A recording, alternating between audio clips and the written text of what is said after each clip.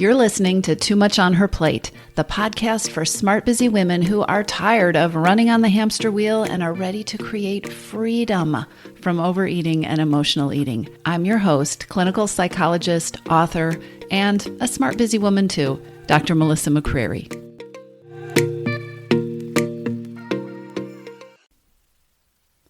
Hello, everybody.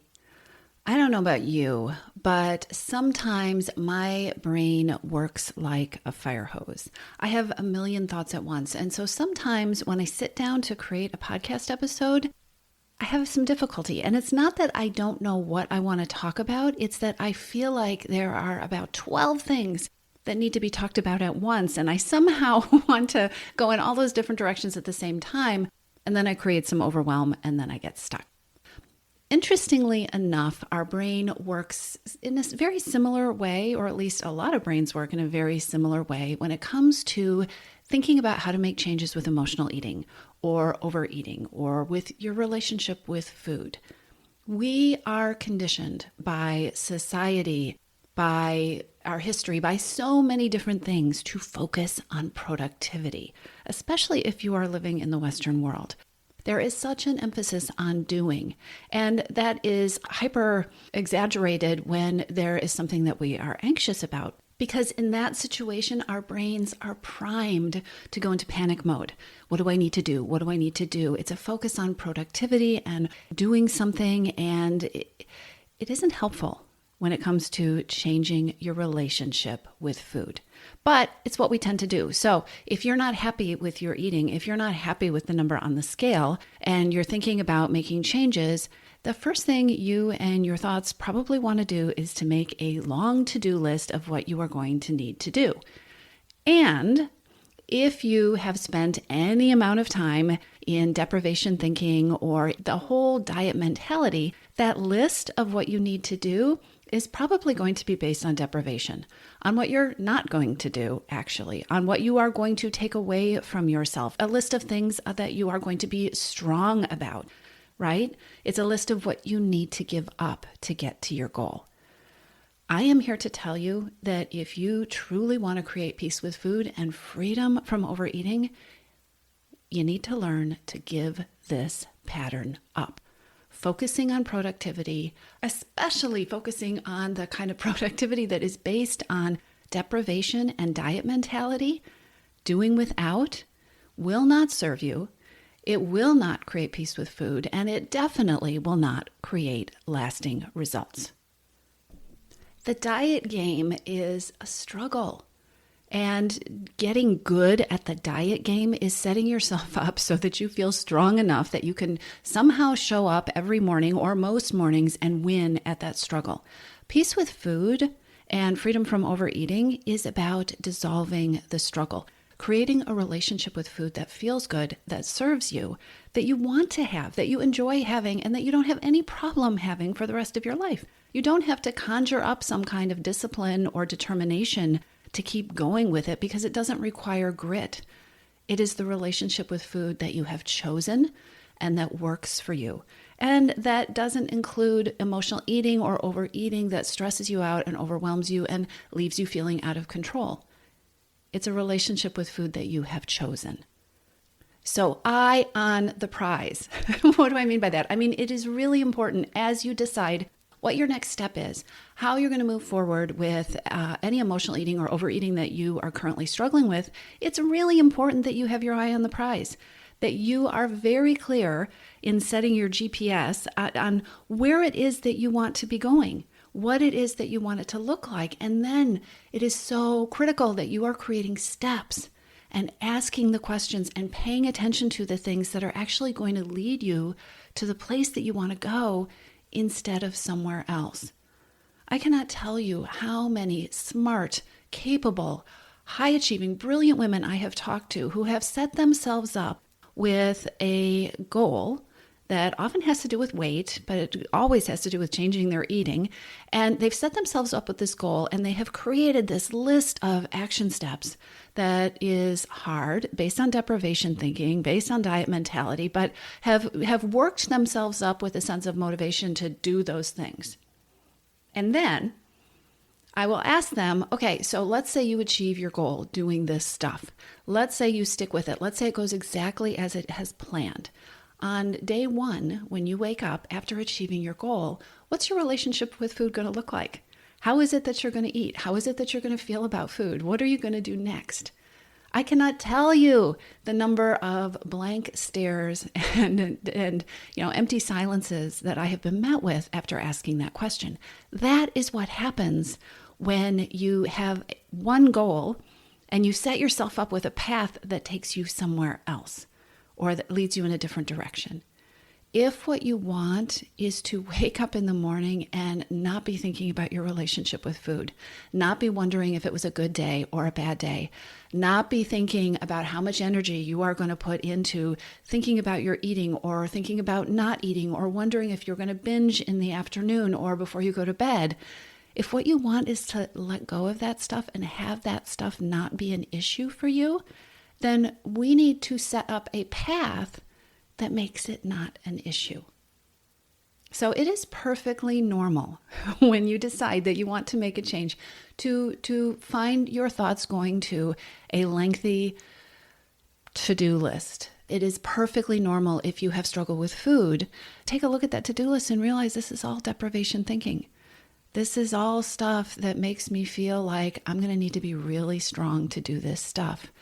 While it is normal to do that, it is not helpful. And so what I want to talk about today is how you can start asking the right questions, how you can take that what do I do question, put it to the side, and start asking yourself better questions that will line you up with that goal of creating peace with food and freedom from overeating. Traditional diet plans give food all the power. And they focus on food. They start with food. The very first question that gets asked in a traditional deprivation thinking diet mentality plan is, okay, what am I going to eat? What am I going to not eat? What kind of food plan am I going to be on? But here's the thing.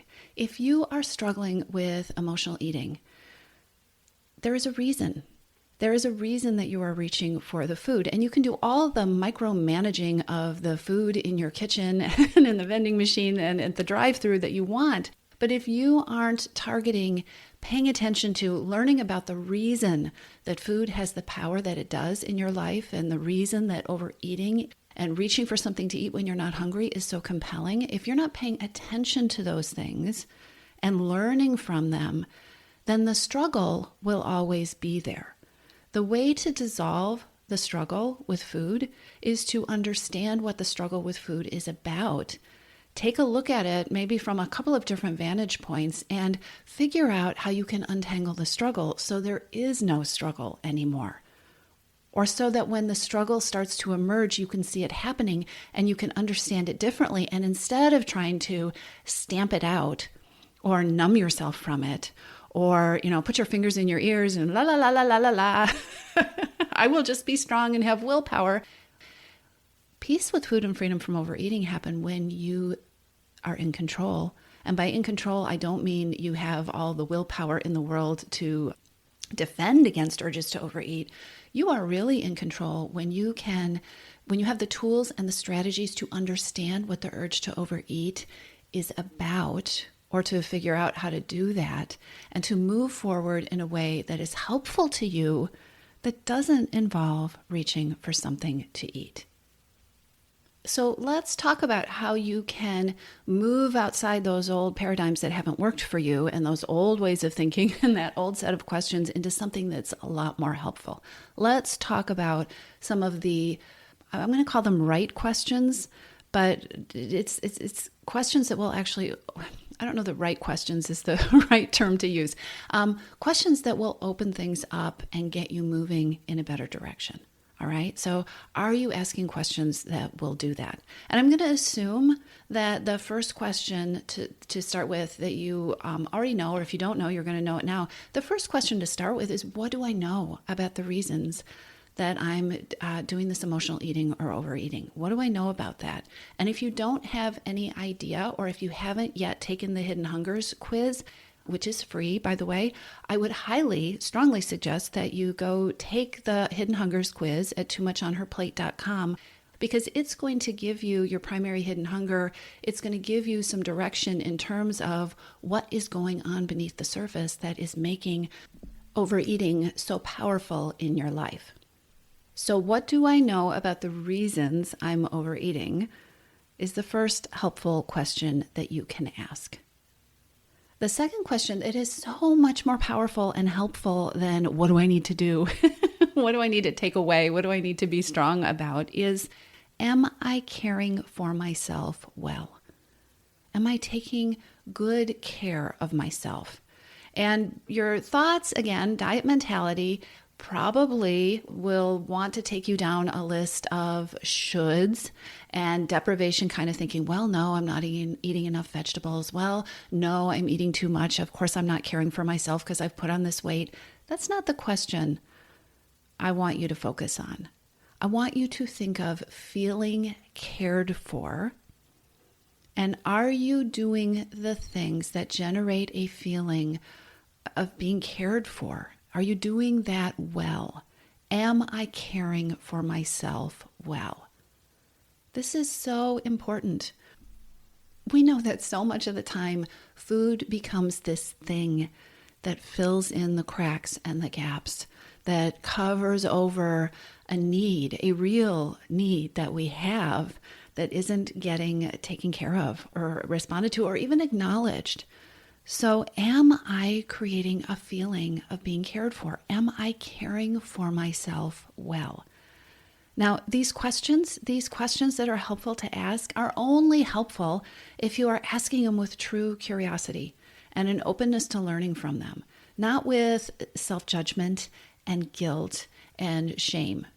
When you do that, you're like, oh, no, I'm not. I know I'm a horrible person, or I know, it's all my fault, or I know I just need to try harder. Okay, deprivation thinking, diet mentality right there. Curiosity is like, you know what? I haven't felt cared for this week. How could that be related to my eating, or what has been going on with that, or what would help generate more of that feeling of being cared for? When you can put aside the deprivation mindset and the deprivation treatment of yourself, the self-judgment and the self-blame, then you can open the door to asking, not just asking questions, but allowing yourself to hear really powerful answers. Which brings me to the third helpful question. Another really helpful question is, okay, I've asked myself, am I feeling cared for? But sometimes I'm not feeling cared for because, here's the question, am I listening for what I need? Is there a space in my life that I might even hear what's going on inside of me? How long has it been since you have paused and actually thought about, okay, what's going on inside of me? What do I know about why food is so compelling right now? Am I feeling cared for? What would help me feel cared for? It is one thing to generate a list of questions that can be helpful, but if you don't give yourself space to listen to yourself and to actually ask the questions and hear the answers, then creating a list of helpful questions to ask is only more productivity thinking, and it's only adding items to your to-do list that are not going to be helpful. Am I feeling cared for? Am I caring for myself well? Am I listening for what I need? And here's another question. Am I empowering myself? That is a big one. And that is so different from diet mentality. In your missing piece, the group coaching program that I run, the entire first module is about embracing your power. And you could call it taking your power back, because we've lost our power in struggles with food. We've lost our power with all the diets. We've lost our power by being sold that bill of goods that we've only failed because we're not strong enough and we don't have enough willpower and we're not trying hard enough and we're lazy and we don't have enough discipline and all those other thoughts that go around in our head. We've lost our power when we've been taught that the problem is food and we just need to control the food, without understanding that the reason that food is so compelling, or the reason that we're emotional eating or overeating. When you start asking whether you are empowering yourself, whether you feel like you're in the driver's seat, and being curious about what kinds of actions might help you feel more empowered, you change the whole game. And talk about lining up your action steps with that goal that you have of peace and freedom. When you start focusing on, okay, what's going to help me feel powerful? What is going to help me feel in charge of my relationship with food? What are the things that I can take action on that are going to help me feel more free? Those very different questions change the direction of your thinking, they change the direction of your actions, and they change your results. Now, I want to say something important here. This idea of empowering yourself might feel or sound completely alien. You may think, okay, that sounds kind of good, but I have no idea what you mean. I have no idea what that would look like. I don't know how to do that. I don't know how to start. That's really normal because diet culture doesn't teach you to do that. Diet culture is not about feeling empowered. And diet mentality, those kind of thoughts that we think about food, they just make us feel bad. They just lead to more thoughts that are negative about ourselves. So starting to ask the question, even if you don't know the answer, is really powerful. I mean, and it's a process. Like I said, it is the entire first module of your missing piece. We're laying down that foundation. And part of the reason we lay down that foundation, and not only do we lay down the foundation in the first module, but it's something that we keep coming back to over and over again. How can I be in charge of my relationship with food? How can I create a relationship with food that I want to have forever? How can I decide what way of eating works for me and sort through all that tangled up confusion of food rules in my brain? The reason I stress that, and the reason I start with that in the program, and the reason we come back to it over and over again is because feeling empowered and thinking empowered thoughts about food feels strange, and your brain is going to want to push back against that. Your brain has been so indoctrinated into the idea of the only way that you can have a decent relationship with food is if you, quote, follow the rules, end quote. That, your brain is so used to that the idea of listening to yourself and creating your own rules is going to feel crazy and maybe even impossible. That is okay. Notice if your brain doesn't know what to do with that, but keep asking the question, am I empowering myself? And if you want help with that, come join us in your missing piece. You're going to find a whole group of women who are speaking your language and who are working on that stuff.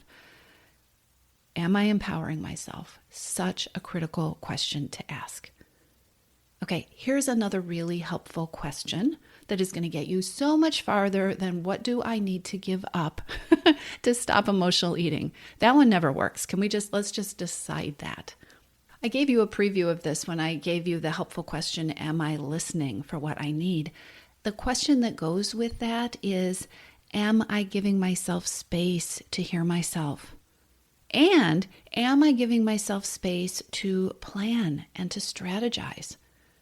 I just had this interesting conversation with a client yesterday who is at a place in working on her relationship with food where she will come to our coaching calls and she'll say, okay, so I know that I need to figure out a plan for this, or I know that I'm going to be going on vacation. I need to have a plan for that, or for the holidays, for how I want to eat, or I need to have a plan. And what we were talking about yesterday is that she's a master planner. She's an amazing strategizer. And when she says, I need a plan for that, what I have come to learn and what she has come to learn is that it really means she needs to carve out space to stop and think about a plan. The plan is inside her. If she would give herself sometimes as little as 30 seconds, the plan spills out of her, and the plan can be on her paper or in her calendar really, really quickly. It's already there. But so much of the time, one of the things that keeps us stuck in cycles with overeating and emotional eating is not giving ourselves the time and the space, not just to listen to ourselves, that's huge, and to hear what we are saying and to notice our experience, but also time and space to respond to what we're hearing, to actually think a thought all the way through around, okay, so what would I like to do with this? Or what would be helpful here? Or I see this challenge coming up. What's the best way I could take care of myself? How could I help myself feel taken care of in that situation? Are you giving yourself space to respond to yourself and to plan and to strategize? Here's another thing about paying attention to that question. One of the things that I have seen over and over and over again in my life, in the lives of my friends and colleagues, and in my clients, is that on the front end of that question, there's often a knee-jerk reaction that, okay, I don't have time. No, I'm not giving myself the time because I don't have time to do that. I just need to keep going, right? That's productivity thinking. But what I have seen over and over again, and again in my life and the lives of many other people, is that when we take that time, number one, it usually is not as much time as we were thinking it might take. Sometimes it is really a 30-second task, but that time pays us back exponentially. Taking the time to give yourself what you need not only transforms your relationship with food, it also impacts and transforms your stress level. It can have a huge impact on your relationships. It can have a huge impact on the way you feel inside, your sense of peace or contentment. If you are somebody who's feeling anxious and stressed and overwhelmed and like you are always running around behind trying to catch up, and part of the reason that you're eating the way you are is that you never have time to think through a meal plan, or when you get to that place, you're too tired to do that, starting to give yourself time, even 5 extra minutes to make a plan or a strategy or to think through one upcoming challenge, that will change so much. And really, I want you to try it.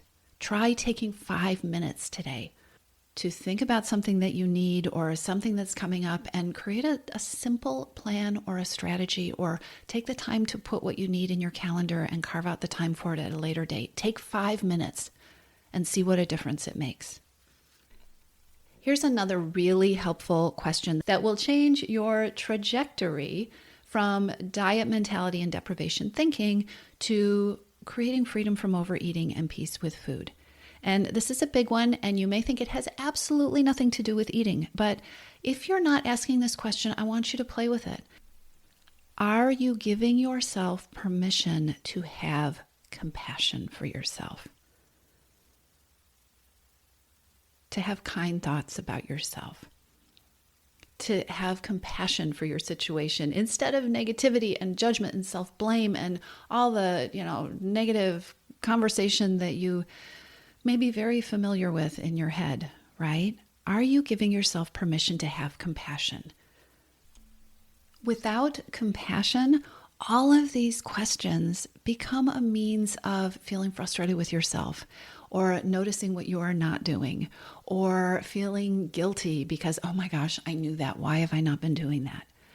Compassion is a deep cleansing breath. It is looking at yourself the way you look at anyone that you love and care for, and understanding that you're doing your best, that there is a reason that you're here. Even more than that, or just as important as that, is that compassion allows you to learn from these questions that you are asking. And I know I said this before, but it is so important. If you are stuck in a loop where there is no compassion, if you are stuck in a loop where it's all your fault, where there's just a name you call yourself when it doesn't go right, when it's that you're not trying hard enough, that you're lazy, that you don't have enough willpower, if you are stuck in a loop where everything you're doing around food and emotional eating or overeating leaves you feeling guilty or ashamed, then there is no room to learn, because you've already decided. Your brain has already decided that everything is your fault and you just need to try harder. But I want you to think about being stuck in a loop. Trying harder just means you go around faster and you end up getting tired faster or burnt out or just totally quitting, right? There is no learning inside self-judgment, because you have decided you've already learned. It's all your fault. Without compassion, all of these questions become a dead end. And the exciting part is that with compassion, with an openness to learning from these questions can take you in a much more empowered direction that feels so much better than that loop and the guilt and the shame and the self-blame. So are you giving yourself permission to have compassion? And if not, what could you give yourself permission to be kinder with yourself about? Where could you give yourself a little more understanding? Compassion is something you can grow in little pieces. Where are the places in your life, particularly with your relationship with food, where you can say to yourself, okay, I know you're trying. I know you did your best. Okay, that didn't go the way we thought. What can we learn from that? Okay, this afternoon felt like a disaster. That wasn't good. What could have made it better? Or why was it different than yesterday? See, self-compassion and even a sense of humor can help you move forward, even in the darkest, worst, very bad periods or days in your life. Which leads me to the final helpful question that you absolutely need to ask if you want to end emotional eating struggles and create freedom from overeating and peace with food. Are you ready for it? It's probably going to be familiar to you if this is not your first episode of the podcast. The question is, are you giving yourself permission to be imperfect? You are absolutely wonderful, and I can absolutely guarantee that your life is not going to unfold according to some perfect set of circumstances that you've decided are going to happen in your head. You are a wonderful, smart, capable human being, but I can absolutely guarantee that you are not going to be perfect either. You, your future self who has peace with food and freedom from overeating, she's going to have very bad days. She is going to be challenged. She is going to have episodes or moments or even days where she doesn't make the choices that she, in her perfect world, would have wanted to make with food and with eating. You get to be imperfect. Peace with food allows for imperfection. Peace with food allows for very bad days. Peace with food allows for course correction. An empowered relationship with food means that you are allowed to mess up or make missteps or make choices that you regret later and learn from them and move on.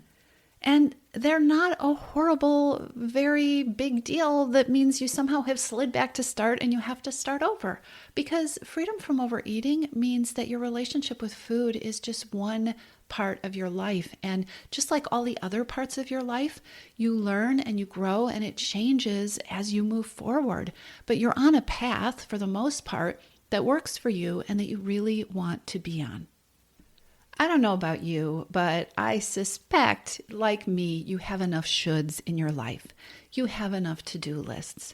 You don't need food and your relationship with food and the way that you eat to be another hard thing. And if it does currently feel like a hard thing, it is possible to transform that into something that works for you instead of something that you are struggling to stay on top of. Start with these questions. Wonder about the answers. Be curious about where you start to see gaps and things that you could do better. And again, if you want support, if you would like a group of women that are on this journey with you, join me in your missing piece. I would love to see you there. I'll talk to you soon.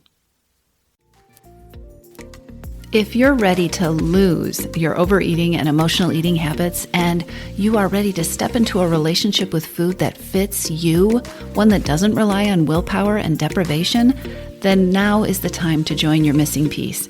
Enrollment is open and this is the perfect time to join me. Go to toomuchonherplate.com/freedom or just click on the link in the show notes. Your Missing Piece is the program where I show you step-by-step how to create freedom from overeating with a unique combination of psychologist-designed, personalized work with me, coaching, and smart strategy. You'll learn how to reclaim your power, ditch the diets, and create results that are built to last. Check it all out at toomuchonherplate.com/freedom, and I'll see you inside.